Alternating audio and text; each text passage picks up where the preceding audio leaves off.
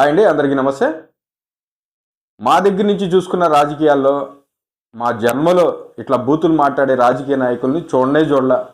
ఇట్లా బూతులు మాట్లాడే ఏకైక పార్టీ వైఎస్ఆర్సీపీ పార్టీ. అట్లాంటి పార్టీని మా జీవితంలో చూడలా.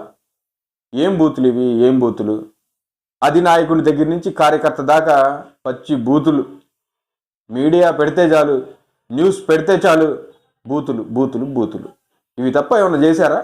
ఇవాళ రోజున ఈ అంబటి రాంబాబు మాట్లాడిన మాటలు ఎటువంటి రాజకీయ నాయకుడు ఎటువంటి రాజకీయాల్లో జరగల. అట్లాంటి గలీజ్ మాటలు మాట్లాడాడు. గలీజ్ తిట్టాలనిపిస్తుంది, కానీ తిట్టలేము. ఏం చేస్తాం? అంబటి రాంబాబు ఎప్పుడు కూడా ఎక్కడ కూడా నన్ను అరెస్ట్ చేసుకోండి అనే మాటలు కానీ ఇట్లాంటి బూతులు కానీ మాట్లాడకుండా స్వచ్ఛంగా ఒక నాయకుడిలాగా, ఒక 40 సంవత్సరాల ఇండస్ట్రీలో నాయకుడిలాగా చక్కగా బయటికి రావాలి, మంచి మాటలు మాట్లాడాలి, పెద్దరికంగా పార్టీలో ఉండి మంచి మాటలు మాట్లాడించాలి ఎదుటోళ్ళ చేత కూడా.